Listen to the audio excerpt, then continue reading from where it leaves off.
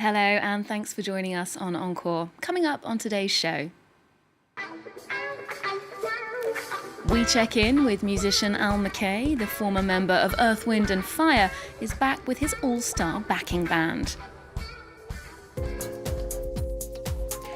A vinyl revival, we discover Nairobi's #1 record collection. And the darker side of Paris's most illustrious tomb as the Pantheon opens its doors at nightfall.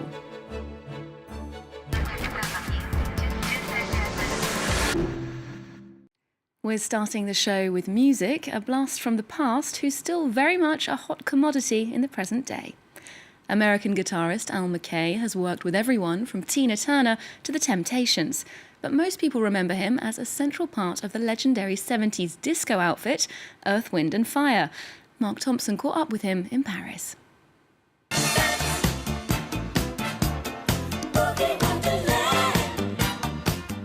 Their music was central to the 1970s disco scene.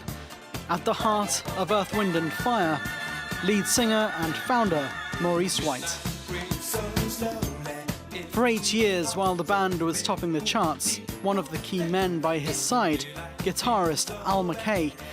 Between them, they helped write some of the era's most memorable songs. I had an idea of a track, and we were at home, and I brought Maurice the track, and he right away, he just smiled and said, play it again. And I played it again for him, and then I played it again, and he said, Jack, do you remember? Played it again, next thing you know, boom, we had a song.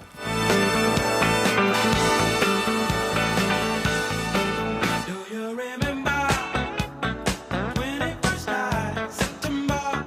Maurice White passed away last February.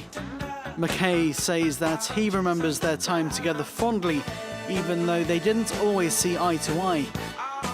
The pair fell out in the late 70s, an argument which led to McKay eventually leaving the band. Maurice was a bit of a paradox. You never knew where he was going to be, what energy he was going to be in.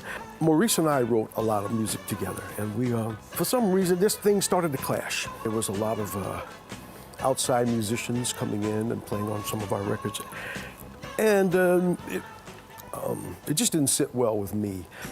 McKay's career has seen him work with artists as varied as Tina Turner, Sammy Davis Jr. and Jermaine Jackson. Now, after half a century in the business, he's preparing an album of original material with his own band, the Al McKay All-Stars, starting with lead single Heed the Message. He says he still gets as nervous about releasing music now as he did when he was first starting out. You're putting your butt on the line, you know what I mean? I'm very proud and very secure with this band. This band is a great band. Things have changed. It's a hip-hop world today, you know what I mean? And I'm not sure if we're going to appeal to the whole world. I know my fans and our audiences, I think, will dig it. And I'm just hoping that the world will dig it, you know. McKay's band plays live shows as the Earth, Wind and Fire Experience, involving many other former members of the legendary group, including Maurice White's own younger brother. With their loyal following at least, the band's classic songs are proving just as popular as ever.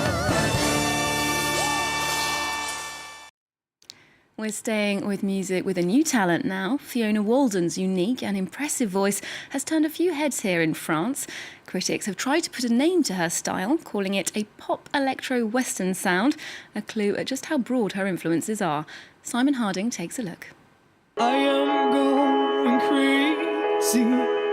crazy instead of lazy. At 26 years old, Fiona Walden's deep and mesmerizing voice carries you into her world, a musical world she created all by herself. I'd never worked, never studied music before starting this project. The first time I had lessons was actually at the La Rochelle Festival. For the second year running, she was selected to feature in the 10-artist bill at the Francophonie Festival, which promotes Francophone music, just like Christine and the Queens before her. She is particularly enchanting, almost unique. It's always difficult to find artists that don't replicate others, who have their own style and product. Her adventure started when she met her guitar player. She writes the lyrics, whilst he composes. But the chemistry between them was right from the start.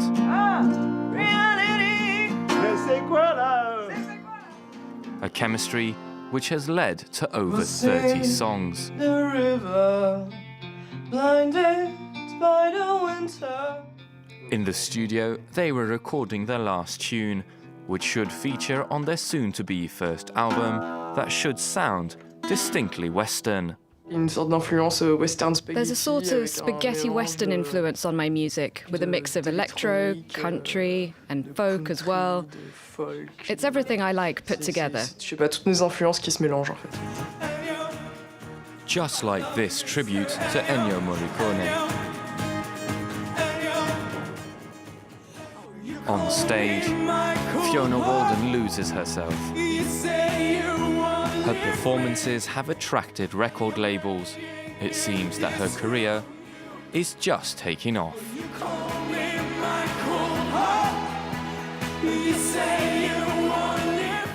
Vinyl records might be having a revival right now, but for one man, they never went out of fashion.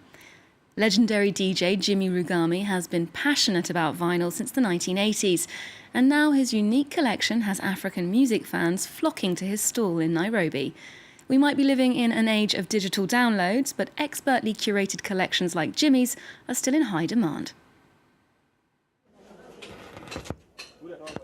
It's a gesture James Rugami knows by heart. In the 80s, the former DJ used to light up Nairobi dance floors with his eclectic music collection, mixing benga, Swahili pop, Afro-Cuban classics, and a slight touch of disco. Today, DJ Jimmy is retired from the nightlife, but his obsession with music continues. And I always hated anything that is not original. As you know, vinyl is the most original way of playing music. So I kept on buying and buying everywhere. Every time I found records, I couldn't resist the urge of buying. Rugami has been traveling across Africa to buy and trade vinyls since the late 80s. He's now acquired a collection that would be the envy of any music enthusiast. The 60-year-old even manages to make a living from his passion. He now sells records out of a small stall hidden in a Nairobi meat market. As you can see today, all music shops are kind of closed. It's because of technology which we can't fight. Because you guys only download music from the internet and you don't buy anymore.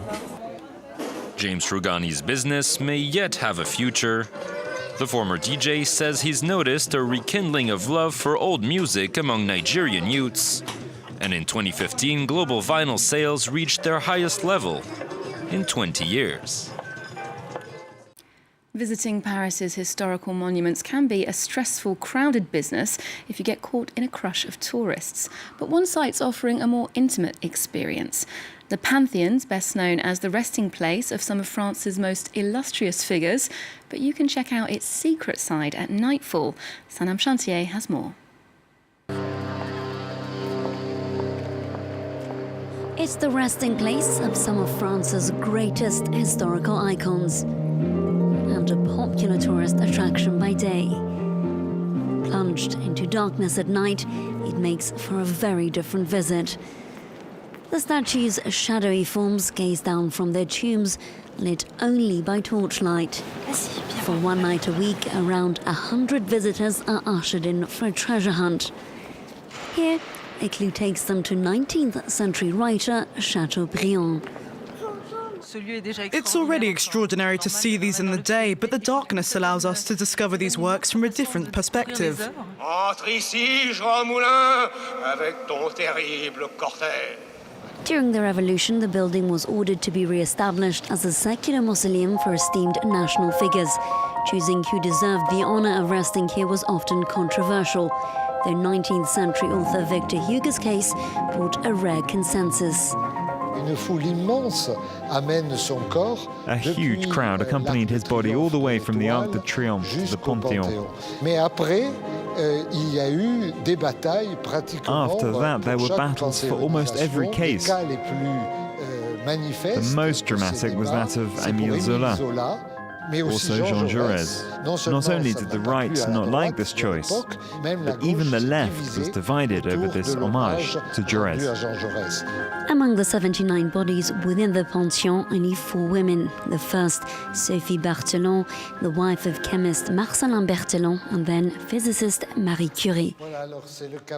This is the tomb of Marie Curie, the first woman to make it into the Pantheon on her own merit. Since then, she has been joined by Germaine Tillon and Geneviève de Gaulle-Anthonioz. The most visited is the tomb of Marie Curie, as she is widely loved. It's an evening spent in quiet company, surrounded by men and women who have influenced and shaped France since the Revolution.